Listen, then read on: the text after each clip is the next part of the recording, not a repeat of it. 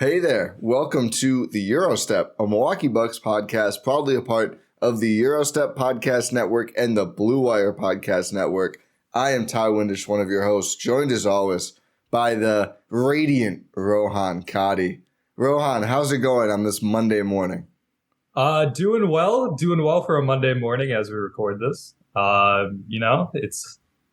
We're in the full swing of basketball season, Ty. We're getting into a routine here, like we've been doing. We've been consistent Mondays. Yeah. We've been consistent, and we're going to try our best to keep that consistency. But doing well, happy to be here. Yeah, Bucks season has truly begun. Monday morning. People understand. Because I've left a loss just feeling absolutely befuddled and disgusted. Bucks Sixers was one of the worst basketball games. It's not really, but it felt like one of the worst basketball games. Right after a fun, plucky win against the Cavs earlier last week. But the Sixers loss was rough. But we're going to get into just generally, I guess for 4-11-4 team. Which is good, right? 11-4. that was funny. 4-11-4, yeah. 4-1-1-4 Milwaukee connection. Ooh. Nah, I'm a 2-6-2, Ty. Okay. Well, I'm a 4-1. I am a 4-1-4, but technically I'm a 2-6-2. Anyone still listening? Thanks for hanging in there through that. I live in Oshkosh now, but I still have a 4-1-4 number. So, did I just give myself away now? I did too. Now people folks are only 10 to the 7th power guesses away from finding our phone numbers now, so that's pretty risky. Anyway, for 4-11-4 start, Jesus, we're off the rails. There's a little bit of doom and gloom about the Bucks. I think a lot of it makes sense. The injuries, it's been a bummer to not see Khris and Pat and to watch Jrue and Giannis, among other players, also missed some time early. And just a really uneven, literally uneven Giannis start. So where should we start out of those two things and just get into, I guess, the negatives that have gone along with, a whole lot of winning, thankfully, so far this season? It feels wrong to start with negatives of Giannis when we struggle to talk about the good things. So let's talk about injuries first. So even though, like you mentioned, we've seen Jrue out, we've seen Giannis out, we've seen Khris is still out. Pat is maybe coming back. Yeah. I've been checking injury reports when I remember the nights before a game, and the only 3 players on the Bucks' current injury report, all listed as out, unfortunately. So Khris is out, continues, but Khris, Wes Matthews with the hamstring issue, and of course, Joe Ingles, who's going to be on there for several more months, or at least a couple more months. Yeah, maybe only a month and a half-ish. Maybe. We'll see. I'm just going to add a month on to everybody at this point after what we've seen so far this season. But Pat Connaughton not listed. Bud's quote about Pat, I don't know if you saw this, was ridiculously confusing. I'll pull it up. I have no idea what this means. But go ahead and talk about Pat potentially returning. Well, this is something we've talked about on previous episodes where it's consistent great wing play is something that the Bucks have been yearning for in terms of this season. If we've gone through the list of wings, it's with Jordan Nwora, you're getting some scoring, but you're not getting anything else. With Marjan, you're getting defense, but you're getting inconsistencies on the offensive end, and you're getting obviously rookie mistakes. You're going down the line with TA, you're getting TA things. With Mamu, you're getting nothing because you're not playing him. Yeah. I will say very quickly, couple of good games from Jordan Nwora. Yeah. Just a couple. There have been. But the Cavs game was by far, I won't even say career, the best game of his life so far. He was great in that. Defensive stands, stripping the ball under the basket and starting fast breaks, passing, making his knockdown shots, really impressive. I thought he was fine against Philly too. He wasn't as good. I wouldn't expect him to be as good, but I was okay, Jordan Nwora. I think maybe feeling a little heat from Marjan. I don't know. I don't know where this was. There was a lot of reasons to feel pressed for rotation time the last 2 years as well, and we haven't seen anything like that, but good for him. Here's the Pat quote. So this is Eric Name tweets, asked Budenholzer if he thought Connaughton would be able to play tomorrow. This was shared on Sunday. Budenholzer's response. Yeah, we'll see how he feels after today. He actually did, on the off day, he had a pretty big day yesterday.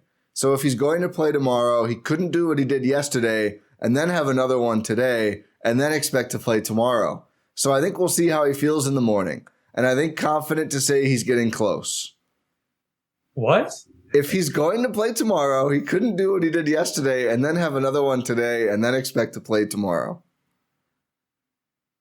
I have absolutely no idea. I have no idea, folks. And I love Twitter because, of course, there's like a bunch of Bucks fans who are like, this means he's not playing. If you think you definitively know what that means, shouts to you. I know, because you're smarter than me. Can you write a Mike Budenholzer translation guide for us if you know for sure what this means? I mean, my guess was it's like he's almost, is he working too much? Is he putting in too much work to play? I don't understand. That doesn't make sense. I feel like I don't know. That is one of the most befuddling Bud quotes of all time. Yeah, it's just, yeah, wow, I hadn't seen that one. If he's going to play tomorrow, he couldn't do what he did yesterday and then have another one today and then expect to play tomorrow. It's really on brand, though. Yeah, it is. I love that it starts with yeah. I feel like there should have been a no after that, too. Yeah, no. Yeah, I'm honestly a little disappointed in that. Let me pull up the Khris one, too, because we also have an extended quote on Khris. They asked him, what can you say about his physical activity? It's been a few weeks since he ran with the herd. Bud, he's been making progress, probably steady and slow. Today was another good day. We'll just continue to see how he feels tomorrow. Hopefully he can be doing a little bit more each day. When he's ready, it's just one of those things where you don't ever want to rush somebody back. Khris is a hard worker. The medical group is amazing. Together, they'll let us know when he's ready. He's anxious to be back and play and be out there with us. And then they asked him, we have a pretty good idea of the ramp up from a lower body, but is it different for a wrist injury, basically? And then Bud goes, yeah, of course. Yeah, I mean, there's just a lot of things that go into being back and ready to play, too. I think it certainly is the wrist, but it's everything. You got to be completely healthy and conditioning and shape and all those things. And so the wrist is part of it, but I don't think it's, and yes, it is different with lower body stuff, but you always got to get to that point where you're ready to actually play in a game. And it's hard when you didn't have a summer, you didn't have the training camp, all those things. So he's pushing it. I mean, that's somewhat more fair. Insightful. Yeah. I mean, basically, to get a sense of what he's saying we're going to take it easy. Yeah. And maybe Khris is, getting in the game shape a little bit. Yeah. Like you're getting that conditioning, right? I mean, we saw him. He did participate in some practice. He was shooting. Yeah. Which you'd think if the wrist was like far off, I don't know how much shooting we would see. So I did feel like that was a moderately good sign that we're there. I never understand. Maybe you can shed some insight on this. And it's not like I disagree, but it's always funny. Like I saw Joe Ingles run down the line, put up a three, and then run back. And I was like, how are we 3 months away? I saw him do the thing. He did it. He could do it. I mean, you're right. You're right. You're physically able to do the thing, but it's about getting the repetition down. Yeah. It's like, especially with Joe Ingles, it's about comfort in that. Yeah. Like, because you've gone so long without being able to do that. You have to be able to trust your own body again. You have to get back into game shape again. It's a lot about trusting yourself. He did do the thing, Ty. You're right. He did do the thing. Obviously, the other part is, too, in the NBA environment, on both ends, it's a little bit more physically demanding than running down an open court and taking an open shot and then jogging back. So I don't know. If that's all that Joe Ingles does, that's fine. Well, hopefully a little bit on defense. At least a little bit. We'll see. Yeah. But hopefully we're getting Pat Connaughton back.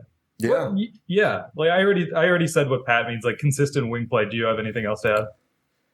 I mean, I think consistent shot making. Yeah, I was gonna say it's really a twofer between consistent wing play and the spacing, and not just spacing, but shooting that they desperately need. I mean, we've seen like against the Cavs, they shot pretty well. I don't remember Philly because I was just so mad the whole game. But they've had some games where they shot well, but they've also had some games where they shot horribly. And as we've monitored, the Bucks' true shooting percentage this season has been bottom 10 all year. I'll pull it up now, but I'm pretty comfortable it's still bottom 10. So I think Pat helps with that, and just like more consistent all-around players, which is what you get from him, right? Like, you know, there's not that many solid two-way offense-defense guys who are regularly playing. I mean, Beauchamp has had some great moments. He's also had multiple, like, 1 or 0 for 6 or 7 games from the field. Like, there's an inconsistency there. Obviously, there's that with Wara as well. You know, Wes Matthews, when he was playing, is not scoring a whole lot, right? George Hill, same. So just having someone who you can trust on defense, like they do with Hill and Wes, and probably Beauchamp as well, but also you can trust to be a factor on offense every single night and guard some of these wing players. I think it's a huge deal if he can play, and I think it'll help them look a lot more organized on both ends having Pat out there. Yeah, and plus he's got so much chemistry with the main players. Like, you could just throw him in with Giannis and Jrue and Khris, and you're like, not Khris yet, obviously, but like Giannis, Jrue, Brook, and it's like, yeah, these guys know how to play together. Like, they've been playing together for years now. The Bucks' true shooting percentage is down to 28th in the NBA. Oof. The Charlotte Hornets and Detroit Pistons are the only teams shooting worse, according to true shooting percentage. Bucks are right below the Houston Rockets and New York Knicks. That is not ideal, Ty. No. The 4 teams in the bottom 4 in true shooting, 4 wins, 3 wins, 3 wins, and then Milwaukee's 11 wins. Thankfully, they're still first in defensive rating. By a mile. It's not a mile anymore. I think the last 2 games brought it down. They're 1.3 ahead of, now it's the Clippers who are second, and 1.3 is only the difference between not even second and third. So the Clippers really have gotten in the mix there, but they are still first by a pretty healthy margin. Yeah. And Zubats, he's going to be challenging Brook for DPOY. He better not. He's really good, man. I like Zubats. But no, he's not. I want Brook to win. Yeah, whatever. Well, it's still early. I won't get cagey about awards yet. Are you concerned that the injury bug has just bit and latched on and that they won't be able to get healthy? Or where are you at in total with Bucks injuries?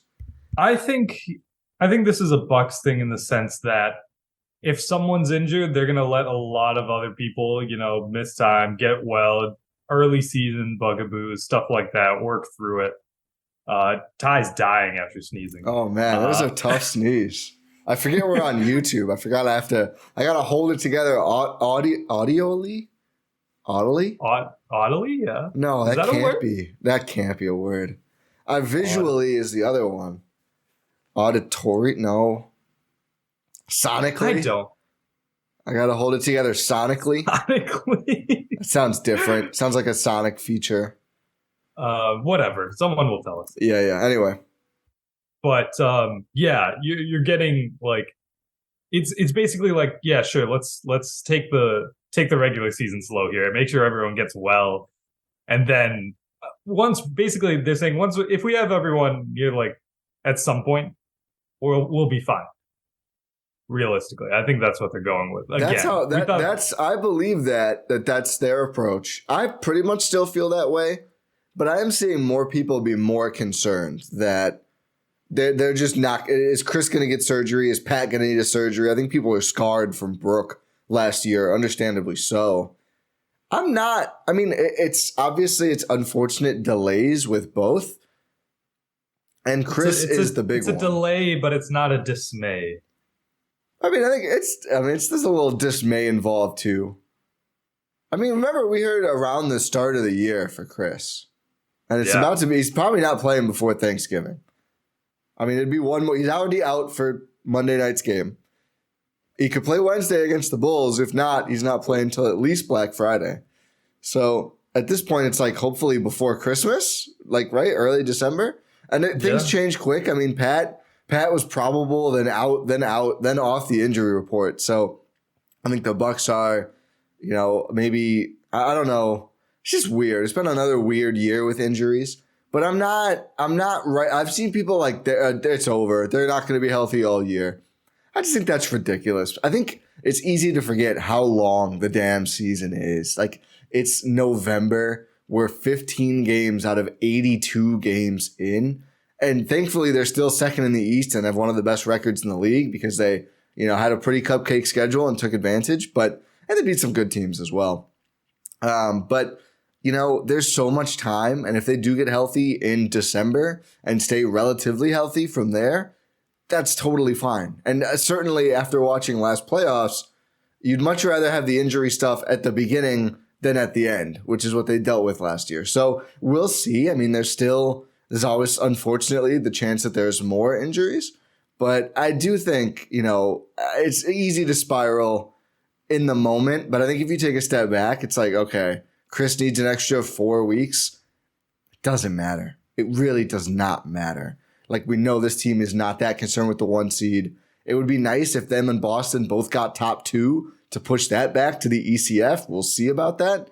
But it's more about getting there healthy, and I think they're really trying to do that. Yeah, I echo that viewpoint. It's just all about, like, we thought maybe this team would care about the regular season a little bit. They don't. I mean, I think that they're still going to win a lot because the players do. They're still going to win a lot of games. But organizationally, they're not. They'll never push someone to come back, I don't think. No. And they're not going to go for like a 70-win team or something. No. Never. This team's never going to do that. Maybe, year 6, Javon, year 2, Marjan. I mean, the pieces might be. We'll see. We'll see about it. Is LeBron going to be here? We talked about that last time. We did. We'll see. Who knows?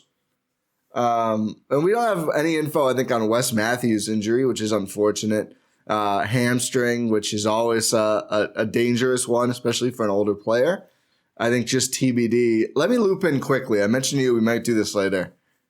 I think the fever pitch, the fervor and fever pitch meaning the same thing is a little unnecessary, I think, English language. But the English language is so stupid. Yeah, you got me there. The Bucks and Jae Crowder, though, I'm seeing a lot of like, is he a PJ replacement? Is he this? Is he that? What would the point be? One, I'm largely pro the move. I don't think we have to dive too deep into it at this point, depending on the cost. Obviously, if they trade him, we'll dive super deep into it with an exciting, reaction pod. I think he's Wes insurance, though, and I think Wes. I wasn't that concerned about the slow shooting to start the year, but it's never great. And even like red hot Wes Matthews is probably like, we're talking 7-point per game stretches, right? Like, it's not crazy scoring. Even when he shoots poorly, Crowder is like a 10, 11 point per game player. There's just more offense there. The defense probably not as good, but he is a good big bodied wing defender. And I think that's got a lot to do with it, of saying, let's load up on guys to beat Boston, because they are, I think, the obvious looming threat, and they should be. And let's make sure that whether Wes is ready to go or not, we've got someone besides Jrue that we trust to guard the Jays. So, I don't think those two things are not related. I'll put it that way. Yeah. Unfortunately, it is looking like Jae Crowder potentially would be Wes Matthews insurance. It's hey, I will say this: if the Bucks trade for Jae Crowder, we get to say Bossman 99 a lot, and that's just going to be great. Marquette's own Bossman 99. I'm on that's board. The only way. You're on board. Newmock's on board. That's the only way we refer to him. It's like the opposite of number 37. Yeah, hopefully. Yeah, hopefully. If things go bad, we don't have to call him like Employee Man 99. Not that there's anything wrong with labor. Don't come get me, socialist Twitter. But whatever. I'm not going to dive into the terms. I'm on your side. Trust me. Yeah, but Jae Crowder, like it's seemingly a lot of reports are saying that he's been linked to Milwaukee. Yeah, the chatter, the buzz is there. Yeah, the buzz is that it's got to be a 3-teamer, though. I don't think Phoenix is that interested in Grayson. Yeah, the Houston one where they get Eric Gordon. Phoenix gets Eric Gordon makes a lot of sense. Yeah, they send out Saric to Houston. It could even be like 4. I could see this becoming a big messy trade where like salary moves and picks move all over. I forgot Saric is. This is a complete tangent. Yeah, I had a dream that Dario Saric got traded somewhere. Wow, that's such an unexciting dream, dude. I assumed it was true. I guess I shouldn't. Who did I dream came to the Bucks? Stauskas? Oh, yeah, Nick Stauskas. And who was actually on the Bucks? I don't remember. I don't remember now either. Or was it TJ McConnell? No, it wasn't TJ. It was Hazonia. Yes, it was. I think Sauce was on the Bucks training camp, and Hazonia wasn't. Yes. That was it. But yeah, I guess Saric is actually still on the Suns. You're a sicko if you have dreams about like relatively unimportant NBA players who aren't even on your team. Yeah. That's nasty business. It is. I'm having a crisis right now. Yeah. But it's that would make sense from a Phoenix perspective, from a Bucks perspective, probably from a Houston perspective too. Their fans, I'm seeing this now. They're like, please trade EG. He's like just sad there. And they're like, he's done so much. Everyone else has gotten to go. Like, can we just trade him? His salary makes it tough. And that's why I've seen people go, I'd much rather the Bucks just get on the Eric Gordon part. You can trade Grayson for Crowder or like Grayson and Hill or something. Grayson is $8.5 million. Crowder's like $10.5 million. Eric Gordon's $19 million. That's why Saric has to be included. Saric is basically equal to Grayson's salary. So it's just really... It's not feasible. You could wait till January. I think January 15th is the Wara day and try. And I still don't know if it's enough, but you could try to bundle like Grayson, Hill, Wara, and like Wesley Matthews. But at that point, like you're really just tearing your team apart. And quite frankly, I'm not that fond of Eric Gordon. I could do without. I would rather have Crowder, to be quite honest. I mean, same. Yeah. But from a Bucks perspective, I could see from a Phoenix perspective why they would like Eric Gordon. Yeah. I think he makes more sense for them. That's fair. I mean, like, if you're Phoenix, would you want Jae Crowder to actually come and show up? Yes. Absolutely. That would help their team a lot. Yeah. But I could see the allure for Eric Gordon. Yeah. I think the rush... The rush on the Bucks' part to make a deal, because it does sound like they've been talking and working out constructs for a little bit now. Yeah, is A, to make sure somebody else doesn't get him, right? And B, I do wonder, our team's thinking about like, do we need to get this done? What if he shows up? I mean, Cam Johnson's going to be out for like a month. Like, what if he decides I will go start on a contender after all, which he won't do anywhere else? Maybe they do give him an extension. They still could. He's an expiring contract. They could give him the extension he wants at literally any time. So it's kind of a dual clocks ticking thing. Unless Phoenix is just like, no, we're good. I also think Phoenix is in the financially, they're not going to take on any more long-term money. Yeah, that's a good point. Because that's usually what happens when you're trying to sell a team. Which is so stupid. Imagine it doesn't. And I don't support it. But I'm saying that's what happens. But just imagine you're a billionaire and you're like, oh, I'm going to buy the Phoenix Suns. Wait a minute, Jae Crowder. We owe Jae Crowder $9 million. Is that going to put us over? Are we going to be belly up if we have to pay Jae Crowder? No, just trade him. Like it's so dumb. It's more like you can shape the team in your own vision, sort of. You still can. Yeah, Jae Crowder, just trade him. That's how the league works. That's how team building works. Let me talk to any billionaire for a low one-time fee of $10,000, and I will outline the way this works and why realistically it does not matter if you have Jae Crowder making $9 million or not. You can make the roster in your own shape better with good role players under contract. You really can, but Ty, you got to up your fee, man. $10K to $1 billion? Well, there's that's not counting expenses, and Let's keep it quiet now. We can talk the details later on, but I think we have to get to the uncomfortable Giannis conversation. $10,000, by the way, is 0.01% of the $1 billion. So let's make it 0.02%. Let's make it 20. Yeah, might as well be 30 at that point. Yeah, I mean 50. We'll see.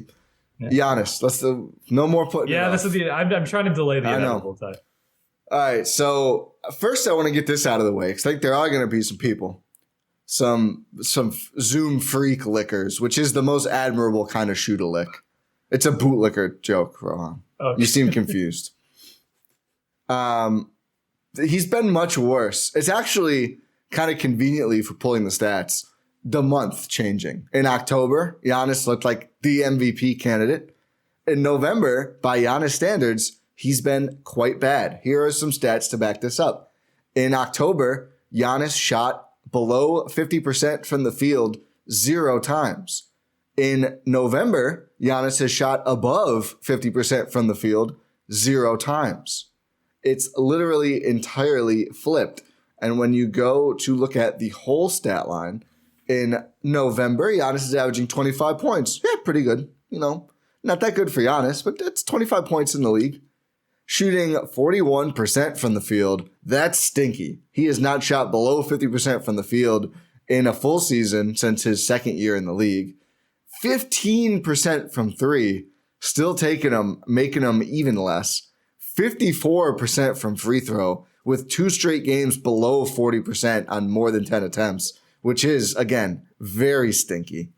11 rebounds, good. 5.5 assists, good. 4.2 turnovers, up basically 1 turnover over the first month, or not the first 30 days worth, but the October portion of the season. 1.5 steals, 0.7 blocks. In October, the last stat, plus minus of 0. The Bucks have just treaded water in Giannis's minutes. You look at October, 33.8 points per game on 59% from the field, 28% from three. Okay, still not great, but almost double the putrid number he's putting up in November. 63% from free throw. Again, not ideal, but better than 54%. Nearly 13 rebounds, 5.2 assists, 3.3 turnovers, plus minus of plus 9.5. So the Bucks basically went from destroying teams in Giannis's minutes, which we're used to like, yeah, well, they're fine. They're fine when Giannis plays. And I think, what was it, the Cavs game? Was one of the games? And I think also the Sixers game. They played better when he wasn't out there because he was trying to do way too much. The shots aren't falling. He's trying to rampage through good interior defenses against Cleveland and Philly.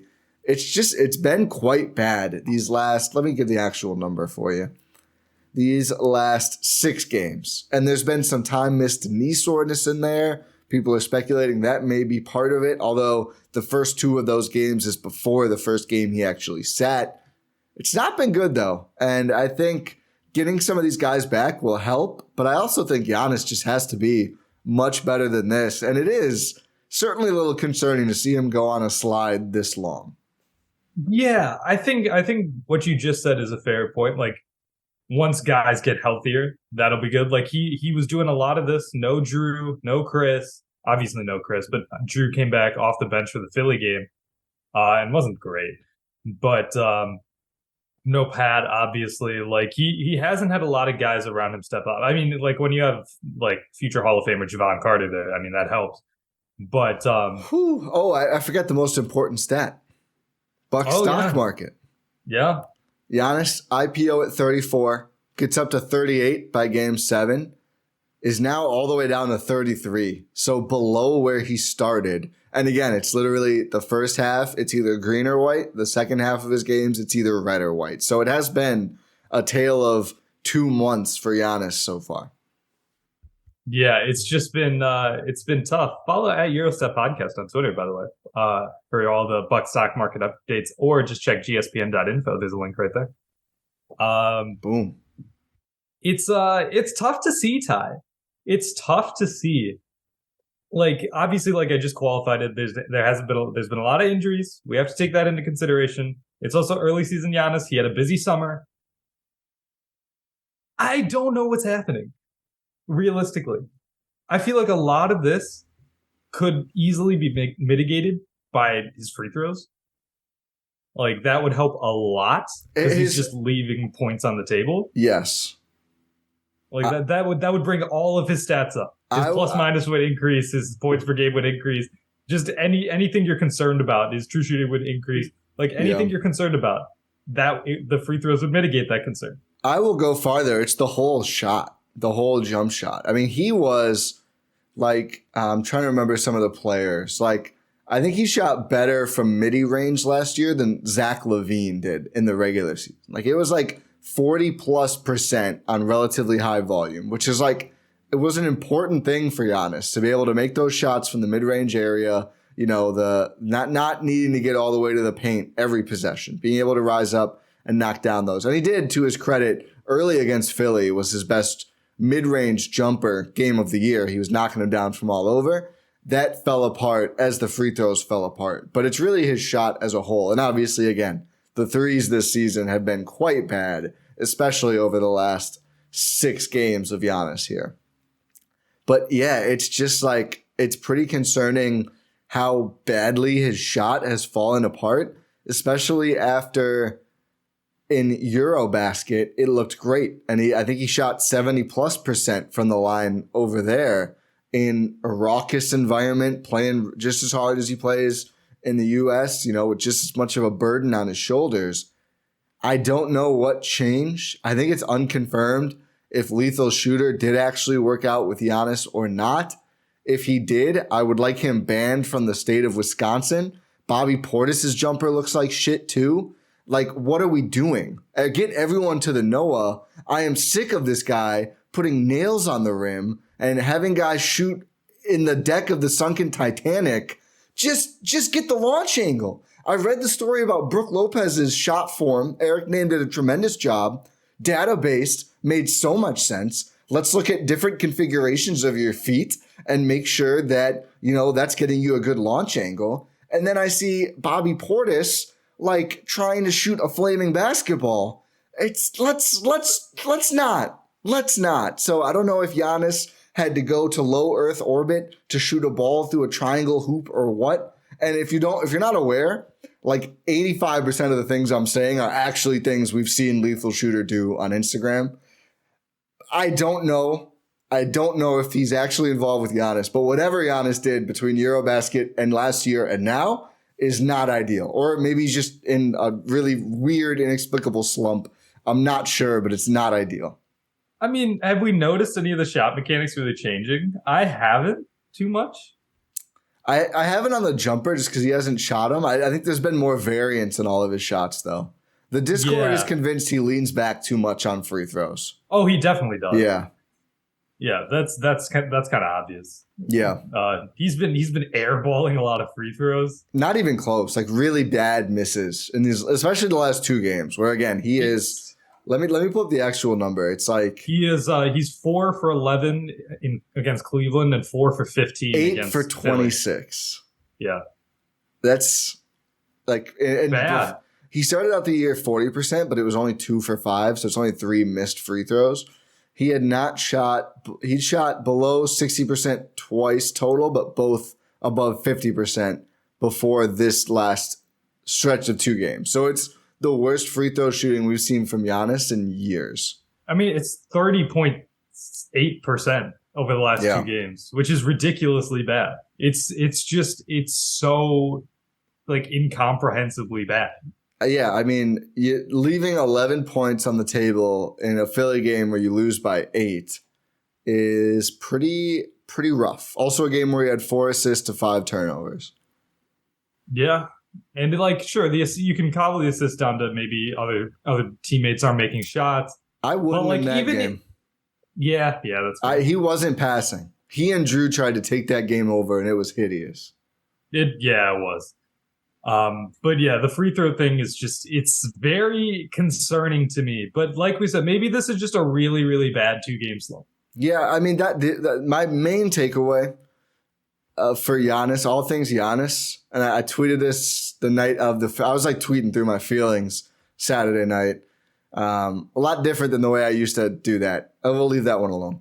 But I'll always give Giannis the benefit of the doubt, like forever, like infinitely. Like after what we've seen him do. Did someone make that their Twitter bio? Yeah, somebody did. And they added me in it too. I think John B something. Sorry, John. But yeah, thanks for doing that. But yeah, it's like I'll give Giannis the benefit of the doubt forever. The things we've seen him overcome, 17 for 19 in game 6, I'm sure there's people who've been yelling at the speakers or the screen during this whole part of the pod, like, shut up, he's Giannis, he's great.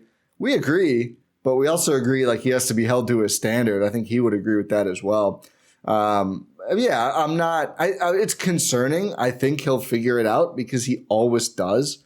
I think taking a game off maybe would help him, but it just seems like he's not going to. We'll see if that changes or not at some point. He's not on the injury report like we mentioned for Portland. But yeah, I just think he's got to reapproach.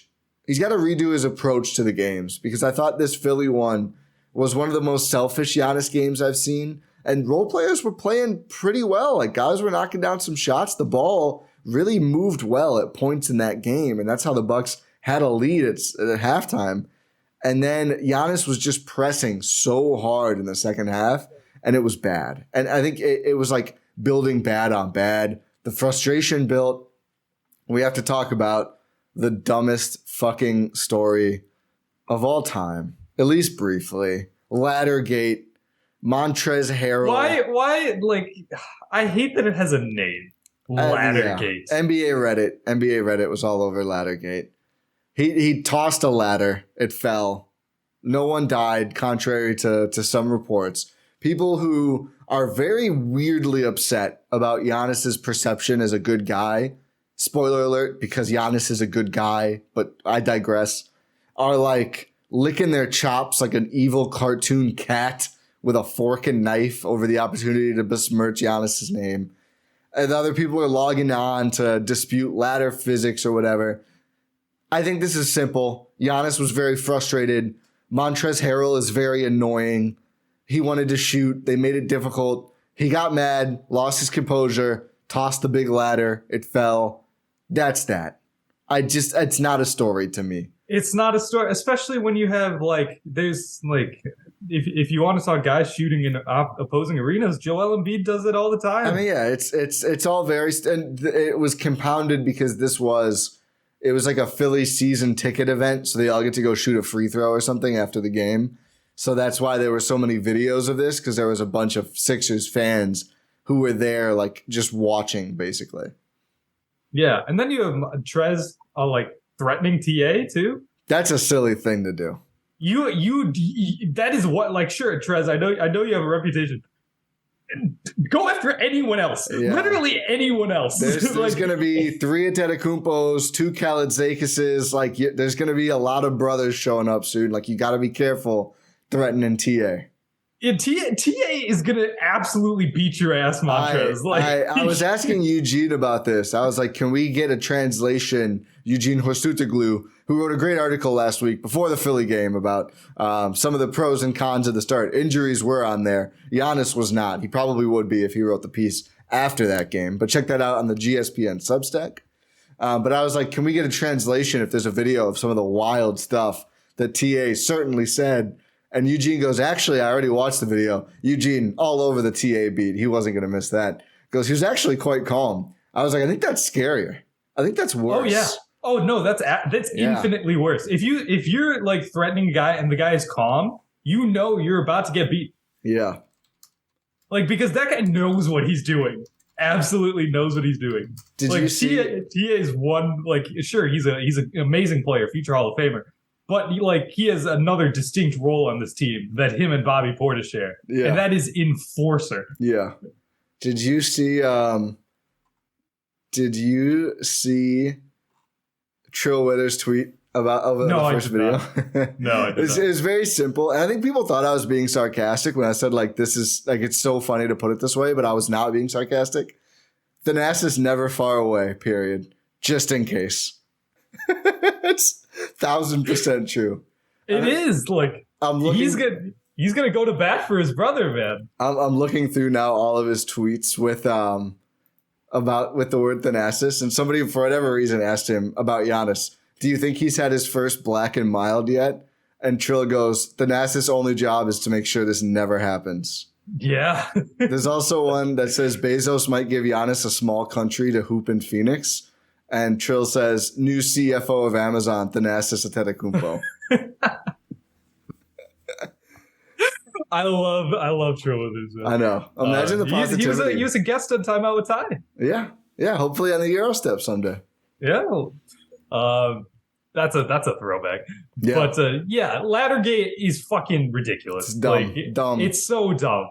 It's like, sure, you if you're taking the opportunity, like if you're waiting in the wings to go have an opportunity to slander someone, go like do something else. Like literally anything else, because you have too much time on your hands. I don't know if you have a job or not. I know the job market is it can be a little tenuous, but try, throw out some applications, try it. Yeah. Do something else with your life. Sadly, no, these people are probably watching the Kyrie movie. That's probably what they're doing in their spare time. Oh my God. Unfortunately. Oh my God. Jaylen Brown. Oh yeah. I mean, he's not been quiet about his thoughts with Kyrie. He's louder than Kyrie at this point. Yeah. Yeah. And then Isaiah Thomas deactivated his account. He should have gotten that surgery. Old Isaiah Thomas. Oh, I thought you meant the little one. No, old Isaiah Thomas. He was supporting that as well. I do love that. I don't love that. That's not what I was going to say. I was going to say, I do love the contrast between Jaylen Brown and like these annoying pseudo woke stances. And then the other Jason Tatum is like, dude, tacos are sick. Like, I would love to see what their day-to-day combos are like. Jalen's like, it's really wrong what they're doing to Kyrie. And Jason Tatum's like, Deuce had his first enchilada yesterday. Yeah, it's like this is maybe infinitely more of a Jason Tatum. Yeah. I feel like Jason Tatum is not Giannis level, but it's not far off. He's so unproblematic. Yeah, I feel like he's literally just like, I like to hoop, and then my kid and we play basketball together, and then we make tacos. My kid's adorable. We make wholesome content. Like he has it's up there with like the ideal lives at this point. Yeah. Plus he's really good at basketball. It was his tweet to LeBron, right? Is what it's like on par with the Giannis smoothie tweet. It's like, I'm like ex's cousin. Follow back. Follow back. I love that he hasn't deleted that. I know. I can't believe we just appreciated a Celtic. I feel dirty. I know, but it's deserved. Yeah. Okay. Let's back to Giannis. Any other Giannis? Yeah, but Laddergate. Oh, stupid. yeah. Ridiculously stupid. And also, I have not ever at any point in this felt the need to log on and like fight people for Giannis' sake. What he did was dumb. I mean, it was the wrong thing. Let me be clear. He lost his temper. He's frustrated, obviously, by the way he's playing, by the way the team's playing. Yeah, and to be clear, like doing that to arena workers is wrong. It's not right. It's a wrong thing to do, but it's not. He's human. But also Trez literally taking his ball and going home is really bad. Like you're a grown ass man. You're not a child. I'm just not shocked that Trez is annoying. Oh no, that was his biggest contribution to the Sixers season. That's the most noteworthy NBA thing. That might be the most noteworthy NBA thing he ever does. And this man's won Sixth Man of the Year. Enjoy the moment, Trez. Yeah, the award everyone really cares about a lot. He shouldn't have. Did he get it co or did they give it right to him? It went right to him, I think. That's ridiculous. Literally all of his shots were because of Lou Williams. Who should have won it? Yes. Did he win?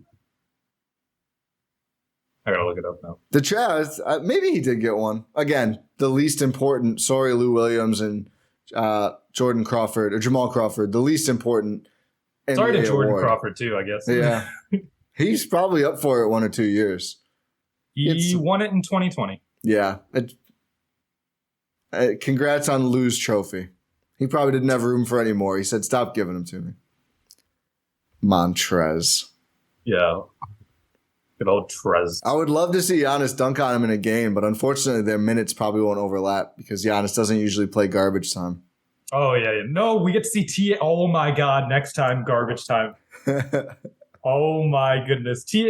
Bud's going to be like, do I do this? do I do this? No, TA's going to put himself in if he sees Trez check in. Bud's just going to be like, no, yeah.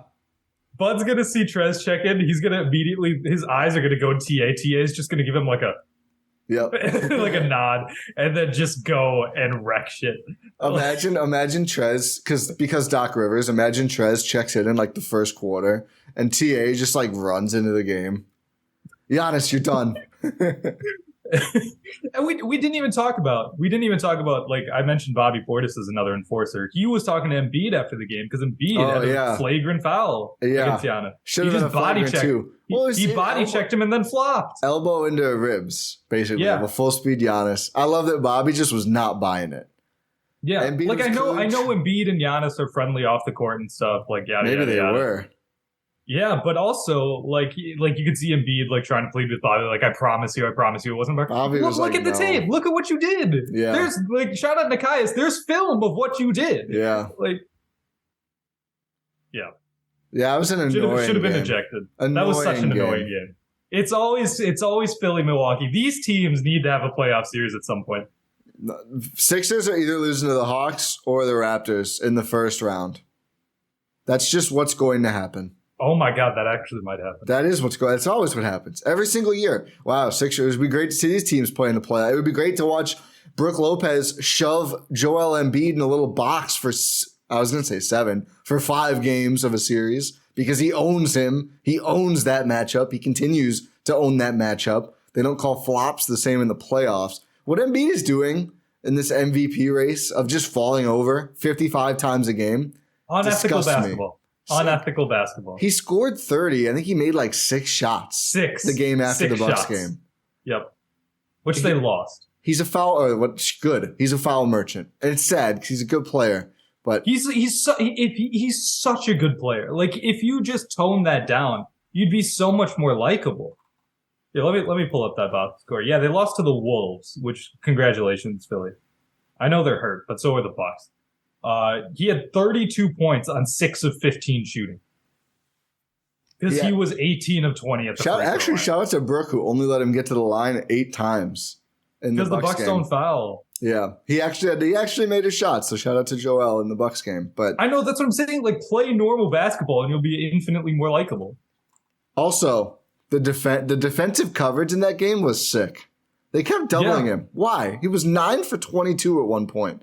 And they're sending doubles, and guys are just getting point-blank layups and wide-open threes. Bud, who so rarely adjusts in-game like this in a regular season, I didn't understand it at all. That one was a little confusing to me. We gave him a down stock for it. I deserved it. Yeah. Because Joel, like, even though he's not, like, known for his passing acumen, he's not Magic Johnson out here. He's still 7-1, something like that. You can see over a Javon Carter double. If you're gonna double, honestly, send Giannis. Like make it hard. Yeah, do a Giannis Brook, Giannis Bobby, Brook Bobby. Maybe not Brook Bobby, but maybe Brook Bobby. That's a foul. Bobby running in a double. That's an instant foul. The issue was send tall guys. Yeah, well, and also don't double him while he's facing up. I mean, if you double him while he's actually in the post, it works a lot better. He was like at the top of the key, could see the whole floor, and then Javon or Jrue is running over. It was so easy for him to just be like, oh, okay, I'll just pass to the guy you're running away from who I am looking at. Pretty dumb. Pretty frustrating. I think that, to be fair, I think they were betting on maybe Javon or Jrue could go take the ball quickly. Like it has to be a quick thing, but they just did it poorly. It wasn't executed well enough for it to be justified. And also, again, Brook had it. 9 for 22 Embiid was in the fourth quarter. And then I think he got some more buckets after that. But it's like, just let Brook play. That's the whole thing this season. It's just let Brook do the damn thing. And he was doing it. And alas, he stuffed him twice on the same possession. Oh my goodness. This is why I'm very confident in the Philly matchup. One, because Philly's unethical and foul merchants, and that doesn't hold up in the playoffs, as evidenced by Philly in the playoffs. Yeah. But also because of Brook Lopez. Yep. Because he's been insanely dominant defensively this season, like we mentioned earlier, in pole position for Defensive Player of the Year. It's as long as he's healthy, knock on wood, that is a good piece to have. Is he the best Embiid defender in the league? It's got to be up there. With the combo of like technique, size, strength, patience. The only way Embiid was consistently scoring was jumpers. That's all that he had against Brook. And that's something you'll live with Embiid. Oh, yeah. We'd rather him shoot jumpers than bully people in the post. Yeah, 100%. Where he can more easily get to the foul line and just dominate on the inside. But also the rebounding. Philly's a weirdly bad rebounding team. The Bucks were taking advantage of that early too because Embiid's taking all his shots from so far away. Yeah. Like you're not able to get extra possessions, which is killer. Like if you don't win the possession battle against this Bucks team, it's tough to beat them. Yeah. So yeah, I think Brooks. I'm trying to think off the top of my head. Like maybe it's not Andre Drummond. I know that. When they're on the same team, maybe it is. Oh my goodness, that was hilarious. For Philly trying to pair Embiid with like Andre Drummond, Al Horford is always so Trez fun. Trez now, but Trez doesn't play. I think they have played together early this year. I think Doc even had to go away from it. That you know it's really bad when Doc has to avoid it.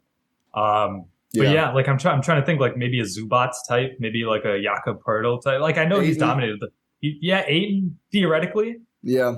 There's just not as big of a sample size. Yeah.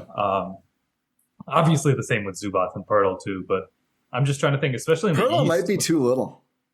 He is a little too little. He's a little short. Embiid's feasted on that matchup in the past. Yeah. In the East, like Al Horford, maybe. Not this year. I wonder how Turner does against them. All right. Yeah. He's just big.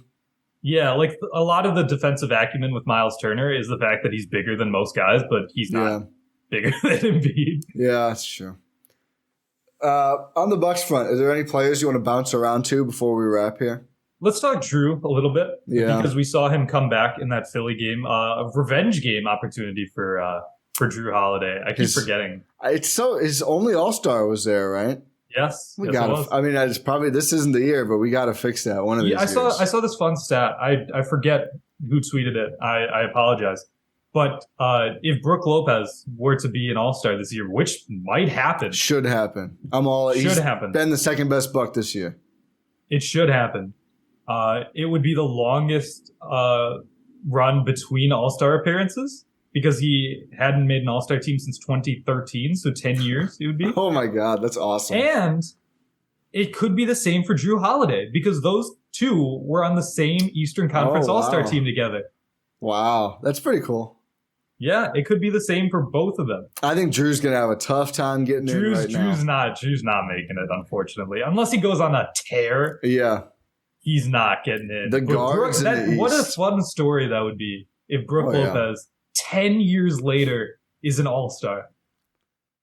After missing 67, 65 games, whatever it is, due to a back injury at his age. What a story that would be. I think that cements his Hall of Fame legacy. It's only front court, back court for the bench, I think, right? They don't need a certain amount of centers. Yeah. No, even starters. The only time center comes into play is All-NBA. Oh, you're right. I had it backwards. So yeah, hopefully they put him in. There's obviously some good forwards in the East. Giannis, KD, Tatum. I don't know how they classify Brown, but he's probably a forward as well. He's been both in the past, I think. But I mean, there's a lot of good guards too. I mean, the Hawks have two guys that may both go. The Raptors, Siakam's going as a forward. The Cavs. Yeah, the Cavs have. Mitchell's going to be one for sure. Yeah, I think. Oh yeah. So yeah, I think Drew's path is a lot harder. Mitchell might be an MVP candidate.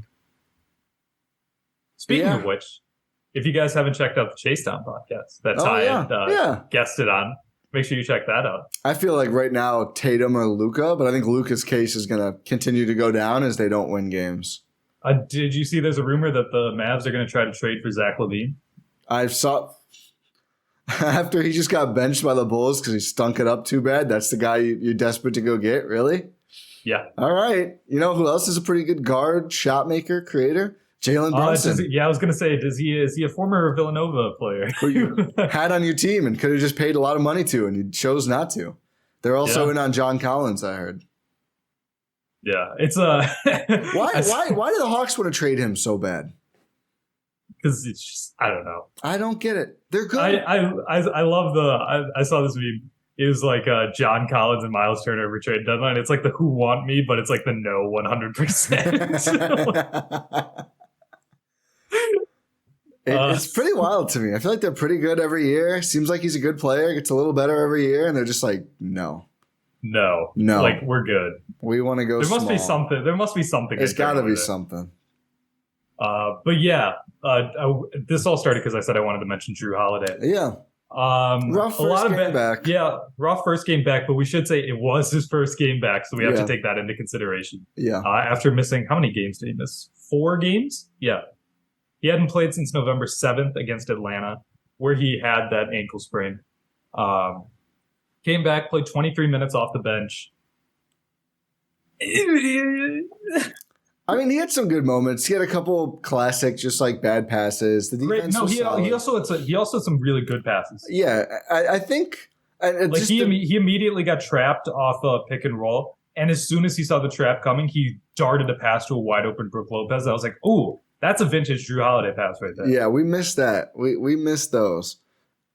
I think, and like just some classic like trying to do too much shot making. I really hope that he and Giannis both move the ball a lot better against Portland, and hopefully Pat being back will help encourage that more. Hopefully Pat is back, and that will encourage that. Yeah? Revenge game for Pat.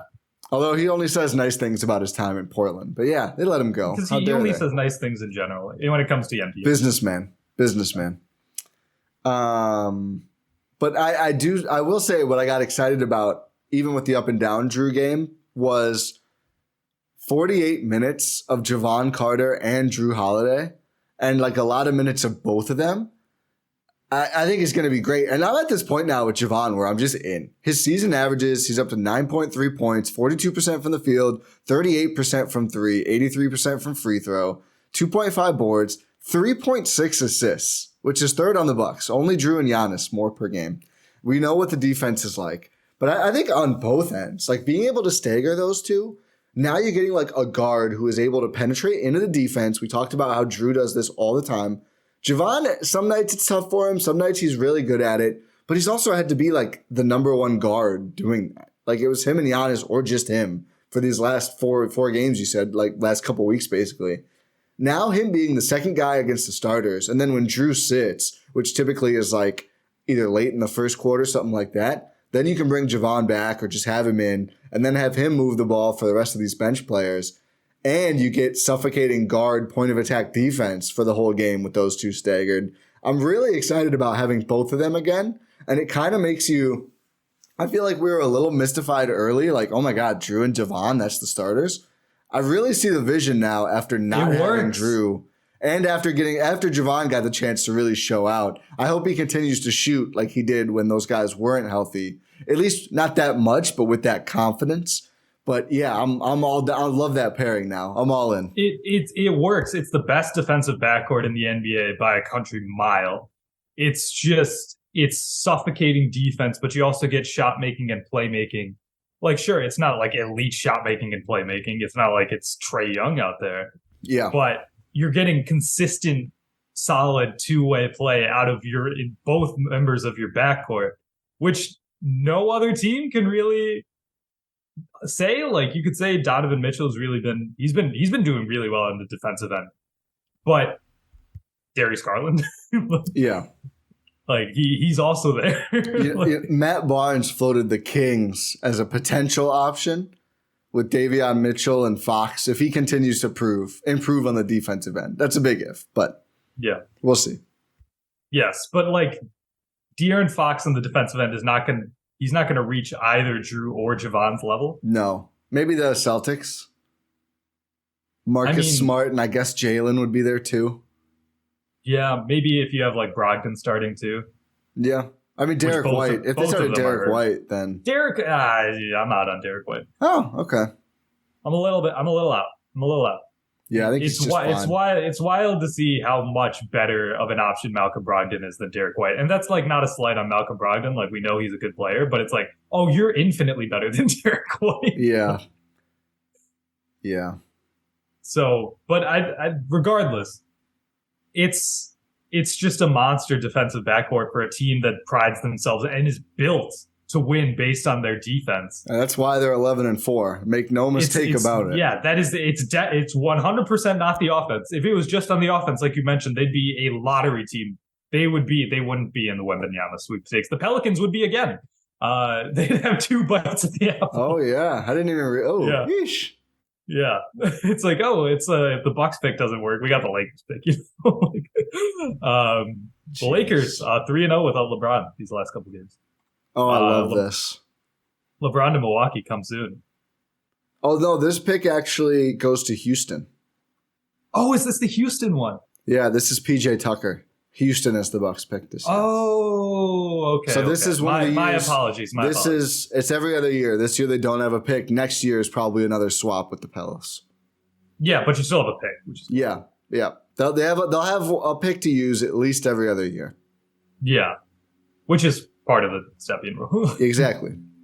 But no, I think there is a misconception that they just have like no picks. They'll have a pick. It'll just not be a very good pick. You can't trade the picks. Yeah. They can trade 29. That's it. Because of the swap rights. But you'll still have a first round pick. Yes. Which you can use on a player like Marjon Beauchamp. Which is honestly, I think, better. Because it's like you can't trade the pick, so you have to take a player. Well, and it's good because, and you can trade them right after. Yes. Yeah. But it's good because this new era of trading for stars, pretty much the price is like whatever you can give. So, I mean, I think like the Bucks, like the haul you give up for Jrue Holiday, it's clearly was worth it already 100 times over because they won a championship. So who cares, right? But like the fact that you couldn't add more picks, it's like it's a good rule for the teams buying stars because you still get to draft every other year. Plus you get the player you traded for. It's like, oh, that worked out. Yeah. It's just, I don't know. But like, regardless, like the Bucks are not. They're not winning based on their offense. They're built and winning based on their defense. And I'm all the way in. I'm all the way in on Jevon Carter. He should be the starter for the rest of the season and the playoffs. Yeah, I totally agree. Unless maybe even if you get Boss Man 9-9. No, I think Boss Man's a bench player here. Yeah. The potential starting five. Let's say Boss Man trade happens. Jrue, Jevon, Khris, Giannis, Brooke, Pat, Bobby, Boss Man, and then Marjon, George Hill. Maybe George Hill's in the trade. Maybe Marjon. Maybe Wara. But that top 8 to 9 is like really tight. Like woo. you got Serge Ibaka still back. Who's been good year, decent. Good year. Like I can't complain about it. Did you see last night he tweeted that Jrue Holiday is going to be the next guest on Oh wow. Is he going to go team to team just to get everyone on his show? Is that the new plan? Yeah, I mean I still haven't watched the Giannis. I haven't either. I should today. But he's doing what they're asking. And he's definitely gotten better from the first. He has not forgotten to dribble a basketball in quite some time. That was so fun. It was good. It was good. But no, he's been good. We know our friend Jordan Tresky has been all in on Serge. Yep, the Grammy nominated. Did we confirm that? No, we did not. We did not confirm that. I'm sure it's a very nice album. Yeah, but it's called Art. Which you said that like what you'd say about a kid's fridge art. I'm sure it's a very nice album. I've listened to it. It's good. Oh, okay. I have not listened to it. Sorry, Serge. It has a Bill Clinton feature. Yeah. Does he rap? No, he plays saxophone. Oh, okay. Yeah. Because I listened to it, like, imagining, like, oh my God, am I going to get Bill Clinton singing? Bars. And I was like, no, I didn't. I was like, oh, this makes sense. Yeah, that does make more sense. But yeah, Serge has been solid. Like it's the deep team that we've been talking about all season, like all year long. This past off season. Like even if you don't make a trade, I know who I forgot to say. Ingles, hopefully. Yes. There's Ingles as well. Ingles. He's just found money. The Bucks are super high. Yeah, I agree. That's how we have to look at him. Is like if he can play, it's great. If not, they'll be fine. I think. But the Bucks seem like they're very high on him. We'll see. We shall see.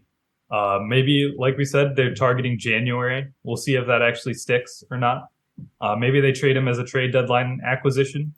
But we know Trader John is going to be he's going to be active regardless. Oh, yeah. Maybe with Boss Man. Yeah, maybe we'll be doing an emergency pod on Turkey Day. We'll see. It'd be strange to see trade this early though. I mean, we've seen it in the past. When was the George Hill trade? Like the first George Hill trade? Yeah, I think it was a little later than this, but I could be wrong. It was here. Let me look it up. You keep talking. Real quick, the pick situation. It is this year to Houston. Next year's a swap with Pelicans.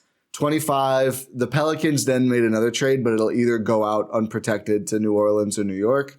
Then the 26 pick is another swap. So the Bucks will get either their pick or the Pelicans pick if it's better, worse.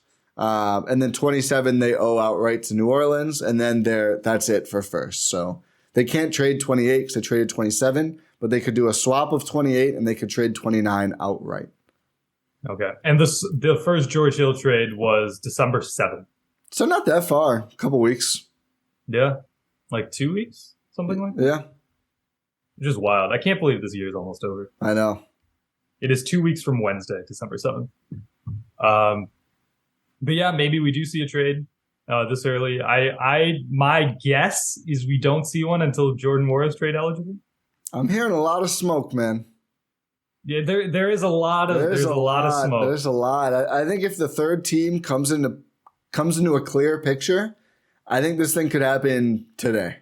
I really could happen, do. Yeah, any day it could happen. Yeah, it'll be sad if George Hill gets traded again and they go and win it, but I'll get over it. I feel so bad. Yeah, I mean, they tried last year. They really tried. They let him do his thing. Didn't go well. Maybe he gets a ring because he probably would get a ring because he played like the time the Bucks won the title. He was traded in the offseason, so obviously he wasn't going to get a ring. That's a good point. He would still get a ring. Yeah. I'm sure the Bucks, I know, they gave every single employee for the team a ring, so they would obviously give Axel Tupon's ring getting was just so. I'll never forget. Was he first? I think he was. Get it? I think he was. I think he was first. That was the greatest thing I've ever seen. We need to see when Diakite got his ring. Oh yeah. Yeah, still needs to score 20 in a game. I'm sure it'll happen. G League doesn't count, right? No, it does not. It does not. Thank you for clarifying. Do we have any other players we need to talk about here? I don't think so. We'll have to get more hopefully deep in the weeds with everyone like we normally do. But there was just felt like some big stuff culminating this week. Not culminating, but really just like splashing this week that we just had to touch on. So really hope the next pod is like, let's talk about how awesome all the Bucks players are again. Hopefully we got let's talk about how Pat looks great, how Khris is maybe back. Yeah. Hopefully we've gone optimism, we've gone uneven like doom and gloom. Yeah. Hopefully we go back to optimism next I'm ready. week. But Ty, you have something you need to tell people. I do. So we are having a super secret podcast giveaway. So Rohan and I attended the Herd draft party and won a signed ball by, I think, 2 years ago's Herd team. Still trying to confirm all the autographs on this thing, but it's very Tuck cool. on there. I guess I could grab. It's kind of far away. I'll show it on the next pod. It's a Spalding official G League ball. It's got Tuck, some other names on there, and we want to give it away to a listener. But we want to do this so sometimes people blast these things out on social media. We're not going to do that. It's real listeners only can get in. You do have to be in the GSPN Discord, which we've removed the form entry. Now, if you go to gspn.info, click Discord access, it'll pretty much let you right in. If you've never been on Discord, it's free. It's pretty easy to set up. It's like a lot like Slack, honestly. It's not too difficult. It's better than Slack. It's much better than Slack. It's way better than Slack. Yeah. We've had some bad experiences with Slack. Yeah, we have. But get in the Discord, and we're going to be making a channel in there. Should be up by the time you hear this. I don't know, maybe just giveaway. You'll figure out what it's called. But we just want you to go drop in either a favorite moment or something you really like about any GSPN podcast. It can be Gyro Step, Win in 6, Cruising for a Bruising. Speaking of Win in 6, I got my purple merch. Oh, there we great. go. Oh, wrong side. It does look great. Check out the YouTube as well. Yeah, fits well. GSPN store for more of that. But drop in anything, your favorite moment or part about any of the GSPN pods or all of them or playbacks, whatever. We're not going to be super, super picky about this. But you just have to enter that in the channel, and then a couple weeks from now, 2-ish, maybe a little more weeks from now, we'll put them all in a random number thing, pick a winner, and then we will ship you this cool Herd signed basketball. So that's pretty exciting. Yeah, we felt bad for winning it, so we're just gonna talk for a minute. I'm grabbing the ball. Oh yeah, so it's a great opportunity for us to get you guys involved. Also, we love having new people in the Discord. It's a great time. We've gotten a flurry of new members recently as Twitter continues to do Twitter things. But yeah, and Ty showing off the ball, official NBA Spalding ball. They got Adam Silver on here. Oh, do they not have G League balls? I thought it was G League. No, it is NBA. You're right. Yeah, it's an NBA ball. Oh, I mean, cool. They use the same ball. At NBA, in case you couldn't figure out who the NBA is, they put their Twitter ad on here. Thankfully, but yeah, it's a fun piece of Herd memorabilia. It's the best thing they gave away that day. Property of Herd. Yeah, and it could be the property of you. That's right. I'm pretty sure this is Ray John up there. That's gotta be. That one is. That one's stuck. There's a lot of other that are just kind of squiggles, but the numbers are on here, so you can do some deduction. We'll do some work as well. Yeah, we will too. But yeah, give this guy away. Yeah. If you want to win that, like Ty mentioned, put your favorite memory in that channel. Can you palm a basketball, Ty? No. Let's add. Okay. No.